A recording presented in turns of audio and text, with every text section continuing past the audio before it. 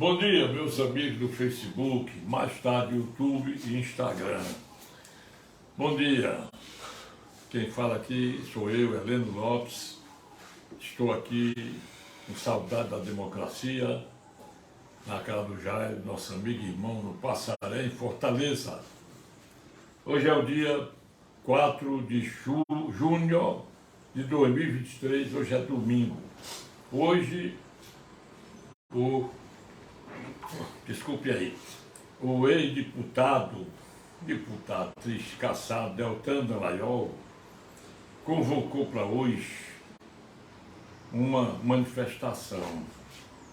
Eu aconselho ninguém a manifestação. Sabe por quê, pessoal? Nós não estamos em regime democrático, não estamos em democracia. Nós estamos sob o comando da bandidagem. Tá certo? Porque se o povo brasileiro for azul, verde e amarelo, naquelas manifestações do ex-presidente Bolsonaro, 7 de setembro, várias vezes, as ruas repletas de cidadãos, nunca houve uma só agressão. Agora, quando o senhor presidente dos outros, não é meu não, viu? No dia 8 de janeiro, ele entra na Praça dos Três Poderes e tira o time depois, deixa tudo programado para Araquara, simulando que não estava presente, as câmeras mostraram tudo isso, quando se sabe que os patriotas que vinham dos quartéis, após os quartéis, eles eram apoiados pelas Forças Armadas. Aqui no quartel ninguém pode mexer, a polícia não pode levar ninguém daqui. De repente, as Forças Armadas foram dominadas por um cidadão agraciado por uma eleição ilegal, entendeu?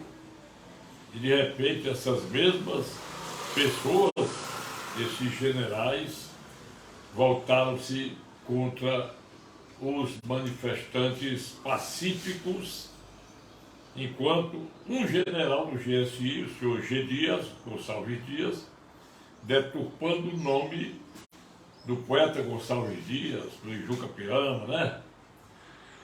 Ele estava servindo água para os manifestantes. Flávio Dino, ministro da Justiça, estava lá em cima olhando, ele mesmo disse, avisos foram feitos a partir de 2 de janeiro, modificaram tudo. Então, senhores, eu estou apenas dizendo isso aqui, que olha, eu estava até vinha hoje, eu sempre ando com o sorzinho no pescoço pendurado, pouco importa que alguém diga que eu sou imbecil, ouvindo a Isaúria Garcia cantando a música Mensagem, quando o carteiro chegou e meu nome gritou com uma carta na mão. Carta! Vocês nunca ouviram falar nas velhas cartas de amor? A gente comprava na bodega, papel de carta de amor. Tinha o papel verde, papel cor-de-rosa, papel amarelo, papel azul, branco, tinha até o preto. Naquelas cartas era um buquê de flores em desenho, era bonito. Eu tinha um livro que dizia assim, como redigir cartas de amor. Tudo isso passou o bondinho, passou a honestidade do povo brasileiro. Até hoje, os patriotas sofrem com essa bandidagem que está comandando o Brasil. Eu digo bandidagem e vou dizer para vocês por que eu digo. Vamos fazer aqui uma coisa. Vamos dar um bom dia para o pastor François Miranda. Me deu uma notícia triste anteontem. Triste porque eu sempre dizia que o professor Fontoura era um dos mais antigos ouvintes meus da velha Rádio Assunção em Fortaleza, Travessa Irauçuba, Piedade. Aí disse que ele estava em paciente terminal. E eu pensei que ele fosse mais velho do que eu, que vai fazer ainda 75 anos. Não dá, né? Olha bem, então, pastor, você leva meu desejo de recuperação para a família do Fontoura, que eu disse no domingo passado, que ele tinha ido a Nova York e tinha trazido um boné, que eu estou até com o boné do Fortaleza hoje, que empatou ontem com o Bahia, o 0-0. Jogo bom, mas muito cheio de acidentes, né? 2 do Fortaleza saíram de maca e um saiu de ambulância, porque sofreu um problema grave, né? Foi o Romarinho e o Moisés. Bom, aí nós temos o quê? Vou mostrar aos senhores que, para mim, um dos idólatras do comunismo, da truculência, do antipatriotismo, chama-se Arthur Lira, bem regido e seguido por Rodrigo Pacheco. Foi com Arthur Lira que caçaram, está preso também o Daniel Silveira. O artigo 53 da Constituição Federal não existe lá no Supremo, não existe. O que ele diz? Nenhum parlamentar poderá ser punido por votos, palavras e opiniões.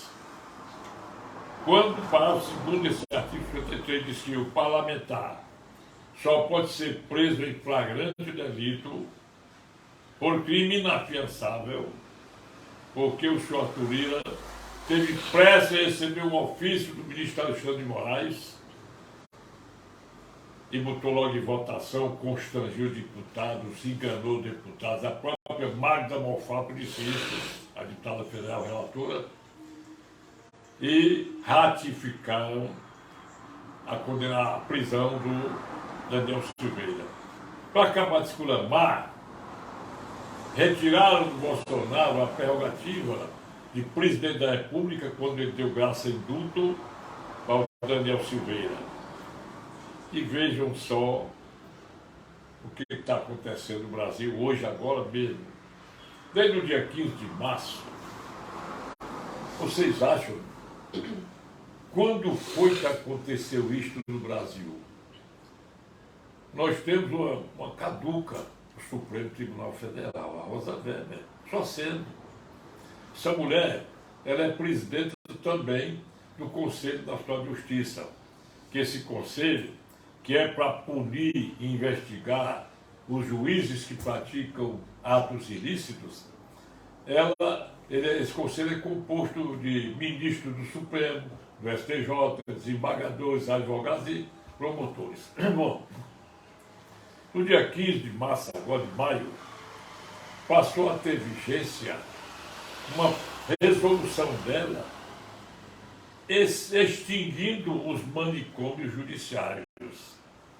Senhores, quantos réus que foram julgados inimputáveis, artigo 26 do Código Penal, e foram para manicômios e não podem conviver com a sociedade porque são doentes mentais. Um deles, o Adélio Bispo, até a gente fica pensando, fizeram isso para soltar um, para matar o Bolsonaro. Estou sendo, né? Eu não sei ainda se já cumpriram essa resolução. Eles vão ser tratados pelo SUS. Bom, eu vou até lembrar aqui aos senhores uma coisa horrível que aconteceu. Eu vou dizer os nomes, que isso é verdade. Quem se lembra do general Leite, Antônio Leite Araújo, era o superintendente, o diretor, o chefe da Casa de Repouso, Nosso Lar, da Carapininas. Eu era advogado do general Leite quando o prefeito Lúcio Alcântara, que era prefeito biônico na época, ele desapropriou uns 15 metros para poder abrir a Carapinima. Eu sustentei a barra e não deixei abrir a Carapinima sem o valor da indenização pretendido do general Leite. Para mim foi um dos mais ilustres homens que este mundo já viu. Todos os filhos dele Ele chamava de filhos todos aqueles que ele adotava, ou adotava como é que diz, por guarda, ou por adoção direta, e quem fazia o trabalho dele era eu. E ele conseguiu formar todo mundo bem, bem legal. E ele dizia: doutor Heleno, eu tenho o maior medo de doente mental. Olhe bem, eu construí minha casa de morada dentro do imóvel, dentro do terreno da casa de repouso, nosso lar. Pois bem, com a demolição de uns 15 metros, o recuo de 15 metros mais ou menos do nosso lar, a casa dele ficou mais ou menos encostada ao muro. E ele me dizia publicamente que eu não guardava segredo. E os filhos dele, que ainda estão lá no nosso lar, tomando conta, eles diziam: Heleno, eu tenho o maior medo. Ele era formado em direito, o general Leite. Tenho medo de um cara que me ameaçou de morte, um doente mental chamado Costa. Pois bem, quem se lembra que um dia eu cheguei do Maranhão e ouvi a notícia de que esse Costa subiu no muro do nosso lar, ficou na espreita, e quando o general vinha de casa para o escritório dele, aí ele meteu bala e matou o general. Isso é um negócio horrível.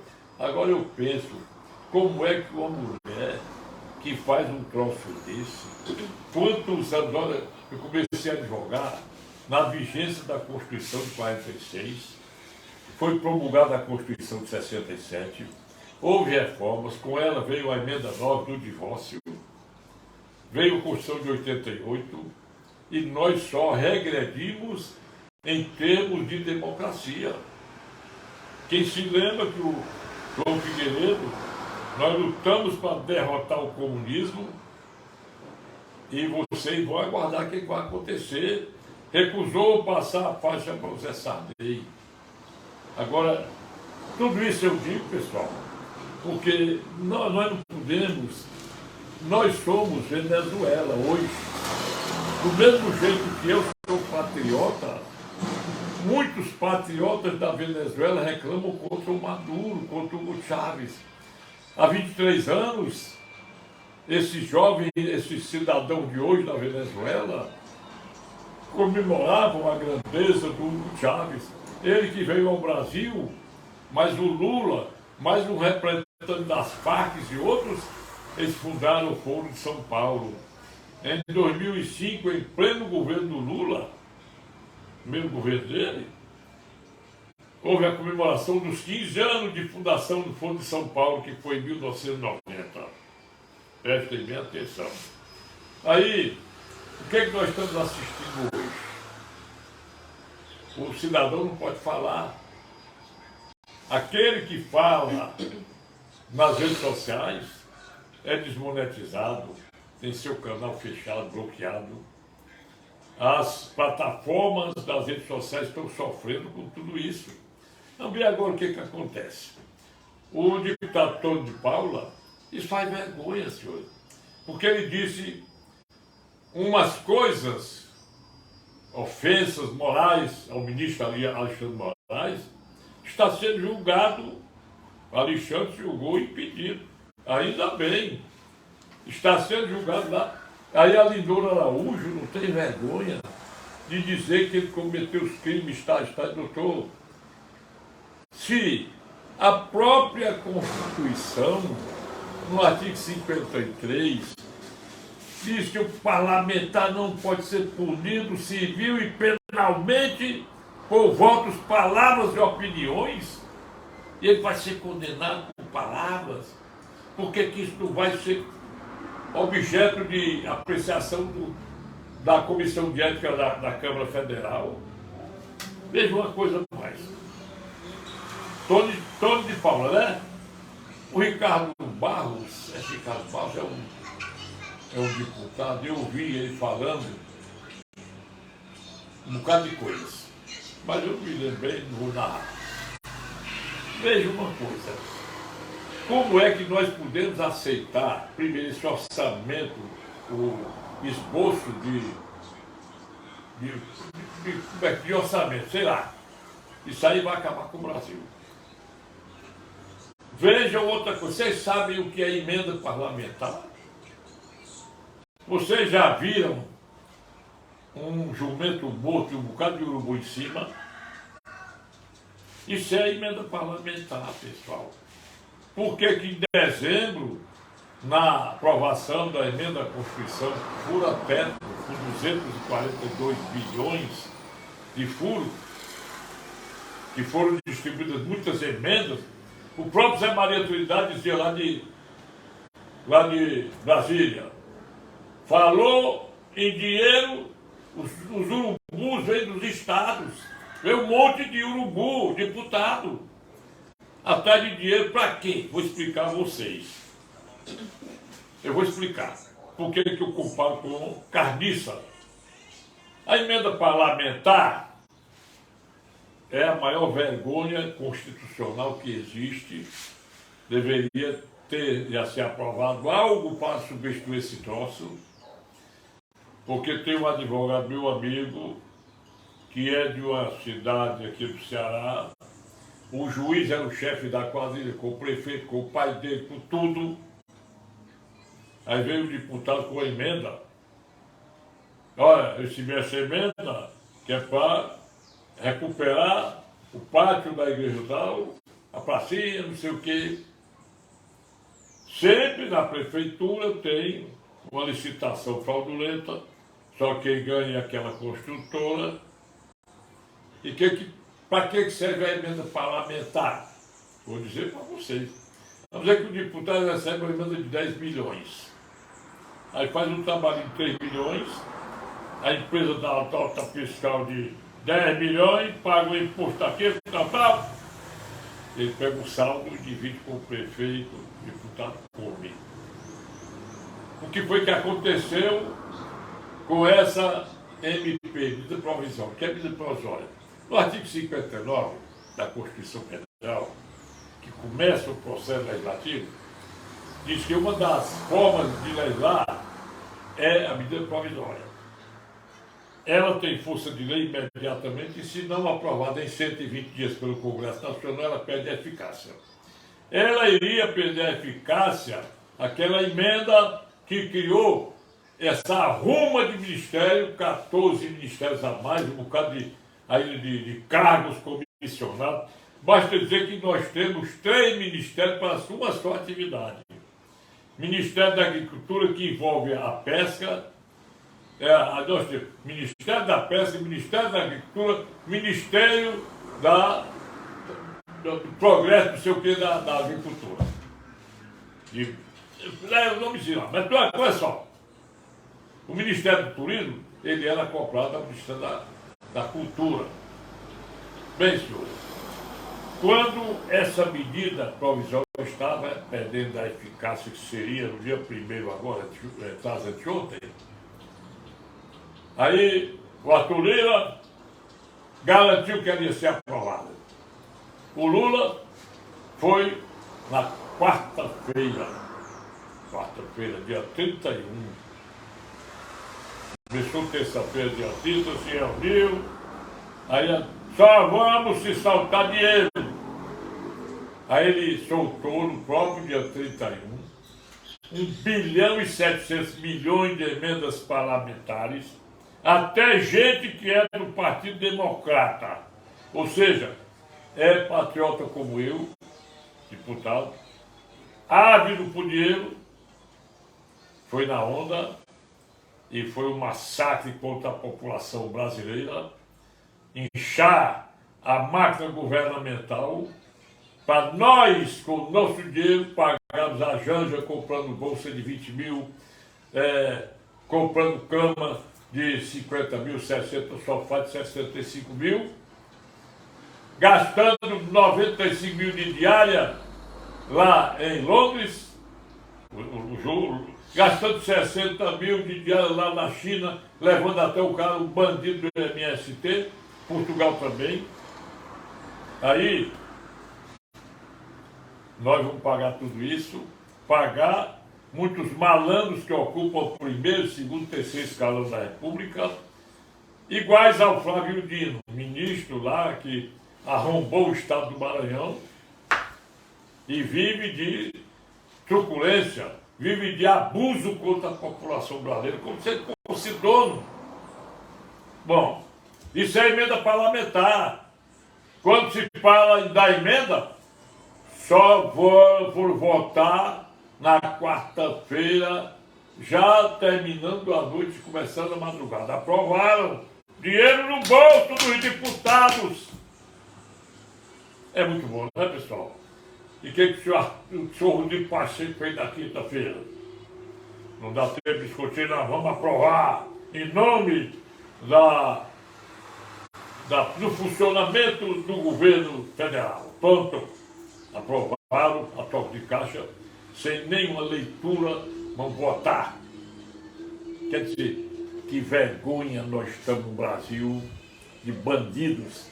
Mas vem pior, quem assiste às lives do Lula, dizendo que o presidente que nomeia um amigo para o Supremo é um retrocesso, não sei o quê.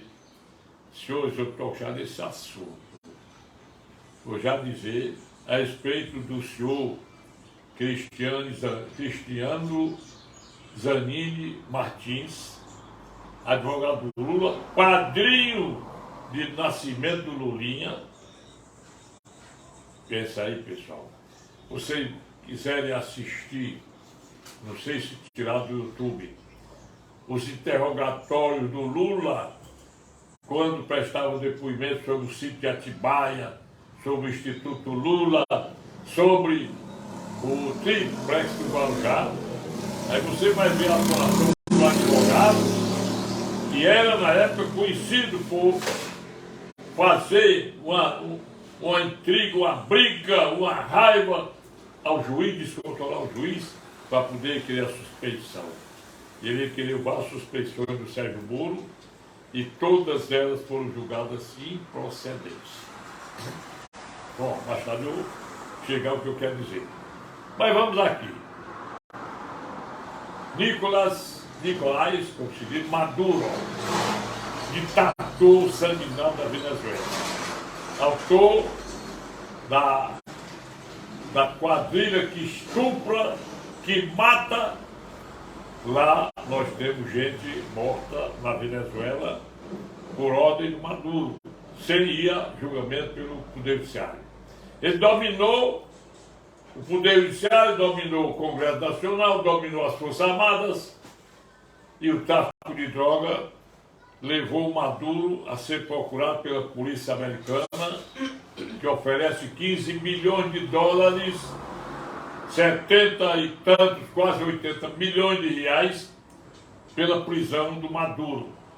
Pois bem, esse indivíduo veio ao Brasil. Não poderia ser preso, porque quem podia prender seria a Polícia Federal brasileira, no território brasileiro. Mas não tinha ordem de lá para cá. As Forças Armadas, esse indivíduo deitou e rolou. Bandido, agraciado por outro bandido, subiu a rampa do Palácio do Planalto, com as honras de chefe de Estado, um dos maiores fascínoras que a humanidade já viu, mais do que o Daniel Ortega da Nicarágua, talvez semelhante ao Hitler ou ao Putin, entendeu? E os dragões da independência, aqueles mesmos que levam o presidente até subir a rampa do Palácio do Planalto, as Forças Armadas perfiladas. Aí um segurança, que dizem que era dele, outros dizem que era do próprio GSI, um deles deu um soco nos peitos da jornalista Les Ortiz, da Rede Globo, que ela tem um problema que foi operada, é um nome assim meio estrobótico, não tenho dicção para isso. E ela estava nas redes sociais dizendo que ele, segurança, ainda pegou o jornalista pelo patrão, rodou no chão Se não fosse a turma deixando isso, aí esse cara que está na presidência da República dele, a nossa não. A nossa presidência ainda não existe, porque o verdadeiro presidente, todo mundo sabe, naquele Instituto Fonte Legal, quando praticou um ato antidemocrático, entre aspas, quando disse que o Bolsonaro foi eleito. Eu não sou bolsonarista, não. Eu sou patriota. Entendeu? Não voto em bandido. Bom, aí, esse Maduro, ele veio da Venezuela, com honra de chefe de Estado, provocando a ira do presidente do Uruguai, do presidente do Paraguai, do Peru e outros mais. Como é que é uma reunião da Unasul e só quem é homenageado é um bandido? Senhores, a Venezuela era para ter 28 milhões de venezuelanos. E as 7 milhões fugiram de lá. Fora os que estão lá. Lá tem deputado preso por ordem do Maduro. Agora vejam o que acontece. O Lula bota no GSI o general Gonçalves Dias, que comandou aquele quebra-quebra do Supremo Tribunal Federal, do Palácio do Planalto, enquanto o Flávio Dino dava assistência visual lá de cima, olhando tudo. E agora aí começa, não pode ter CPI, porque vai descobrir todo mundo. Está lá, até agora foi dito, foi visto, que falsificaram até os relatórios da ABIN, tem prova disso, para tentar desconfigurar aquilo que se viu. E agora foram liberadas as imagens que o Lula passou na hora com a Janja, deu as ordens, tirou o time, ele aparece nas imagens. Que bandido nós temos na presidência da República. Agora vejam mais.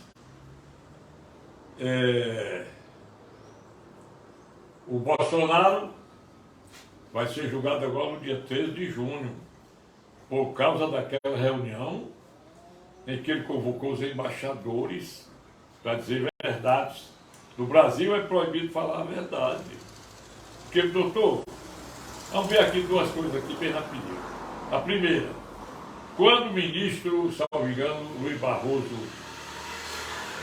Roberto Barroso, convocou os embaixadores para mostrar que as urnas eletrônicas e o código-fontes não tinham defeito, olhar de longe. O Bolsonaro, dentro das prerrogativas do presidente da República, convocou os embaixadores e foi mostrar que na eleição de 2018 ele foi eleito por uma sorte. Mas que o código-fontes foi invadido por hacker, era a presidenta da Corte Eleitoral, a senhora ministra Rosa Weber. E ela mandou instaurar o inquérito na Federal. Aí mostrou quando a Federal quis identificar o hacker, não pode mais, porque nós convidamos, contratamos uma empresa privada que apagou tudo. O próprio hacker foi denunciado. Então ele vai ser julgado. A PGR pediu a improcedência dessa denúncia contra o Bolsonaro, porque ele não cometeu crime nenhum. Ele foi só mostrar isso.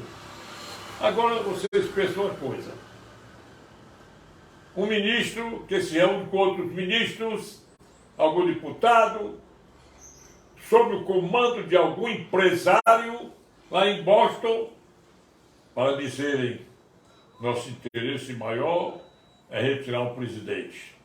Depois, meu senhor Luiz Roberto Barroso diz, eleição não se ganha, se toma.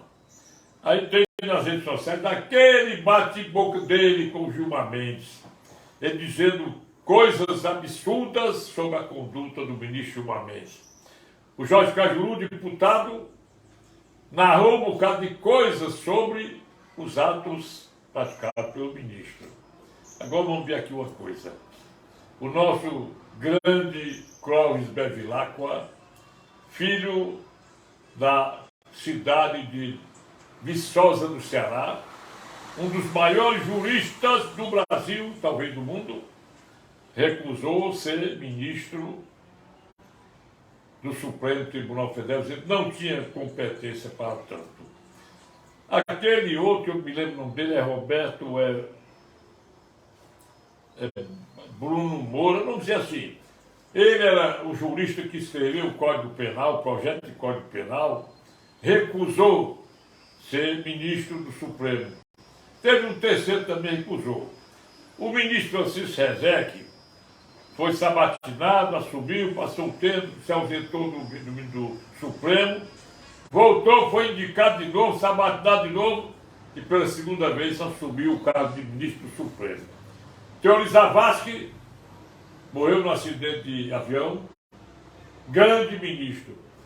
Carlos Alberto Menezes Direito era advogado, prestes a completar, na época, 65 anos de idade, e a Constituição, apesar da PEC da Bengala, que aumentou para 75, todo ministro tinha que ter menos de 60, porque a presunção é que ele iria para a aposentadoria aos 70.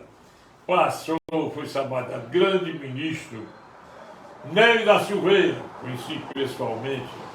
O Márcio Moreira Alves andava no meio da rua, a população agraciando. O Sidney Sanches também, ele foi o caçador do Collor de Mello, era um grande homem. O próprio Joaquim Barbosa, que foi o presidente do STF, negro, que presidiu os processos do Mensalão, que levaram o Zé Disseu para a cadeia, o Marcos Valério, o Roberto Jefferson. Agora vejam, hoje, quem está aleijado, deficiente motor, Oswaldo Eustáquio, jornalista, você falou, cadeia.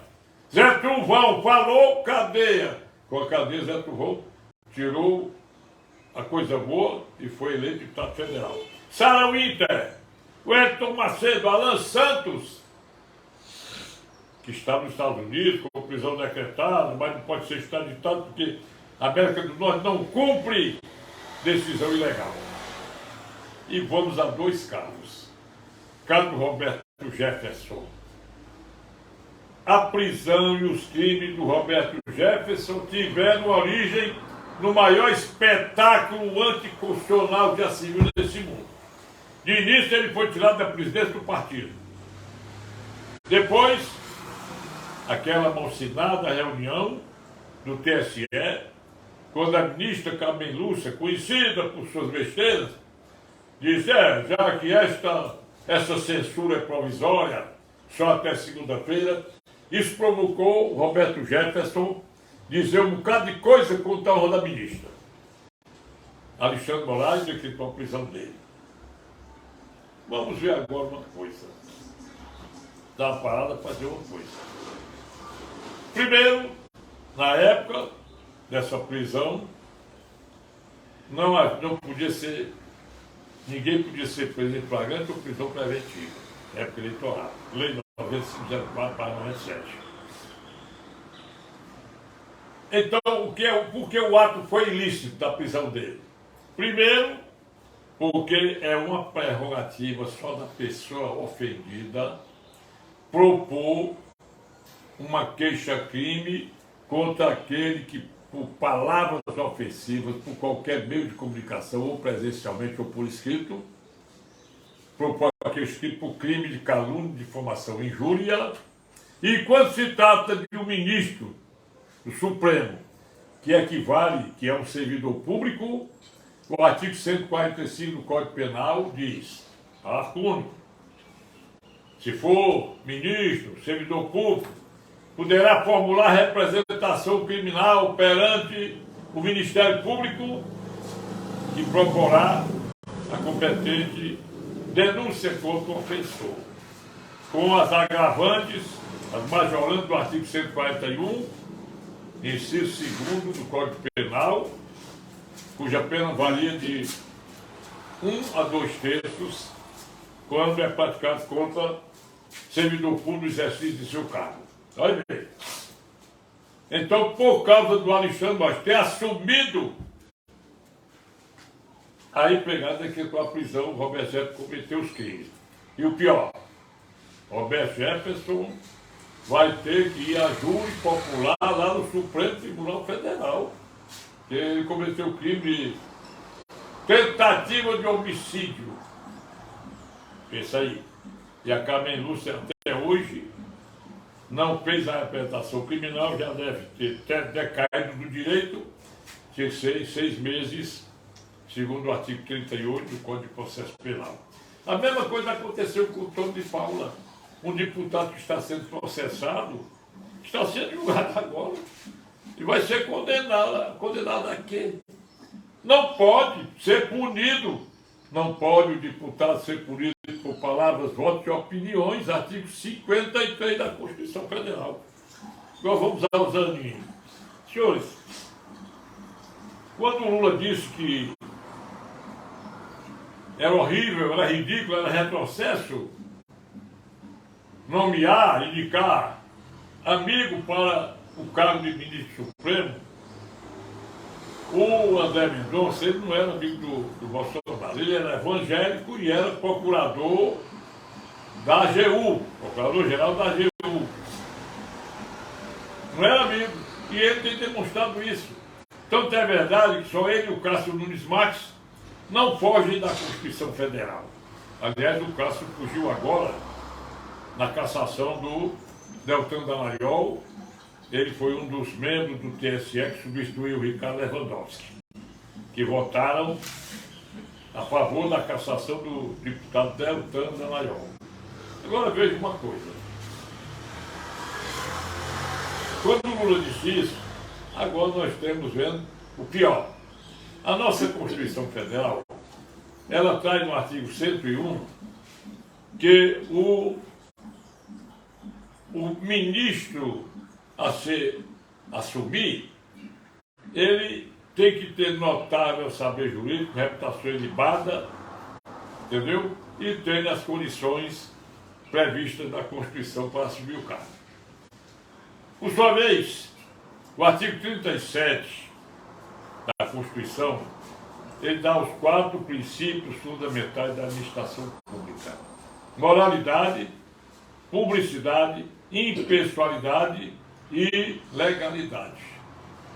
O Zanin, para ser candidato a presidente, a ministro supremo, ele não tem 2 qualidades: o princípio da moralidade e da impessoalidade. Porque se ele é padrinho do filho do Lula, advogado truculento só no crime, não tem uma tese, não tem curso de doutorado, não tem mestrado, não tem pós-graduação, é um simples advogado criminalista. Ele pode ser bom na paz negra dele, mas ele não tem qualidade moral nem impessoal para ser ministro supremo. Isso eu digo eu até na Rádio Assunção estive lá ontem, aí me convidaram para dar uma palestra no estúdio, eu vou dar uma palestra. Eu queria convidar qualquer ministro do Supremo, o Zanin, para discutir publicamente o direito constitucional. Eu não sou jurista, não sou nada. Então, o que é impessoalidade? É quando impessoalidade é o princípio segundo o qual aquele que vai para o cargo público não pode ter interesse em favor de ninguém, ele tem que ser imparcial, é a mesma coisa. E o cidadão, que é amigo íntimo do Lula, foi advogado dele, deu um abraço em prantos do Gilmar Mendes, ministro, porque salvaram o Lula da cadeia, colocando-o de novo na mesma cena anterior. Esse Zanin, que assiste às lives aí, dos depoimentos do Lula nas redes sociais, vai ver tudo. Então ele não tem o princípio da impessoalidade, ele não tem. E por ser padrinho também, do filho do Lula, tem briga com a sogra, com o sogro, com aquele tal de Roberto Teixeira, que ele tinha escritório com ele e tal. Não tem uma tese sequer. Ele pode ser elogiado. Para mim, o ministro, o jurista Isgando Martins elogiou, mas ele elogiou fazendo ressalva.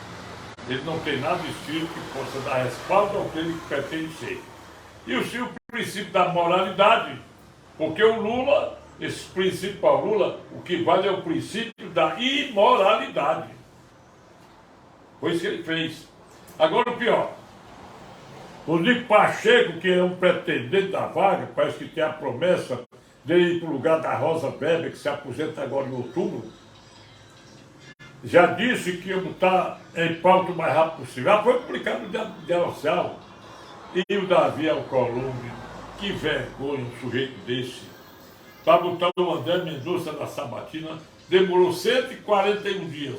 Mas já disse, na Comissão de Constituição e Justiça, vai ser imediato apreciar-se a indicação do Cristiano Zanin. E vai logo e vai assumir já já. É mais um para engrossar a corrente dos atos contra a democracia brasileira. E você aí, que quem assiste às redes sociais, a gente assiste a tanta coisa. Quando você fez o L, Governo da Esperança do Amor, votei no fulano. Mas você que votou no Lula, enche a cara dele de bolacha, bota ele para comer cachorro, da pobreza e tudo. E é isso que o Lula está fazendo. Nós já estamos em pleno comunismo ditatorial. Não se iluda que nós estamos nessa condição. Lógico, quem estuda direito um pouquinho, quem entende o que eu falo, sabe muito bem. Vamos dar um alô para o doutor Flávio Meirelles, lá no Eusébio. Doutor Flávio, você assistiu ao meu último vídeo, doutora Tânia Coutinho, Sônia Viana, minha irmã, Eduardo Monte, lá no Rio de Janeiro, a Cássia Sigela no Rio, Carlos Almeida de São Paulo. É muita gente, pastor François Miranda, o Aderbal Bezerra, o Aíso Ferreira, capitão Aíso, que é muita gente que é o seguinte, aqueles que aparecem o nome, às vezes eu me esqueço, mas pode dizer aqui e acolá. Mas o resto visualizou, tantas pessoas visualizaram. Senhores, eu queria continuar, mas vou parar por aqui. Vamos rezar para que as nossas Forças Armadas representadas... Aliás, eu só quero concluir uma coisa. Quando o ministro Paulo Sérgio Nogueira de Oliveira mandou, foi exigido dele o relatório, ele mandou dizer que ia fazer depois do segundo turno. Ele mandou o relatório, aí o ministro Alexandre Moraes disse lá, elogiando que as Forças Armadas, representadas pelo ministro tal, ministro Paulo Sérgio Nogueira de Oliveira, não viram fraude nenhuma nas urnas eletrônicas do Código-Fontes. Aí o nosso Paulo Sérgio Nogueira de Oliveira respondeu, dizendo, não, ninguém falou de palavra fraude, não tem. Nós recomendamos fazer o trabalho do Código-Fontes, são 17 milhões e meio de linhas, e a resposta do ministro Alexandre Moraes, eu me lembro muito bem. Ele disse, nesta eleição não, mas para a próxima, que agora, 2024, nós vamos providenciar tudo para regularizar.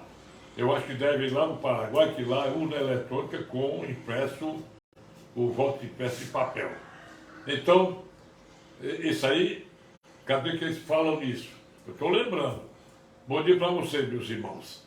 Compartilhem, curtam, divulguem esse vídeo. Mais tarde estarão ouvindo, assistindo quem usa meu e-mail, aliás, meu Instagram, meu YouTube. Eu sou o doutor Heleno Lopes, tenho vergonha hoje de ser advogado, tenho vergonha. Não quero que nem um filho meu, nem um neto meu, procure a formatura de direito. Não dá mais, não dá mais. porque quem deve cumprir a lei e a Constituição não está cumprindo, e isso desmoraliza o verde e amarelo de nossa pátria. Bom dia, meu zap 085 999 453883. Eu peço desculpas a quem não gostou, peço desculpas por algum gaguejado, algum erro de português, e até domingo, se Deus quiser. Obrigado, viu?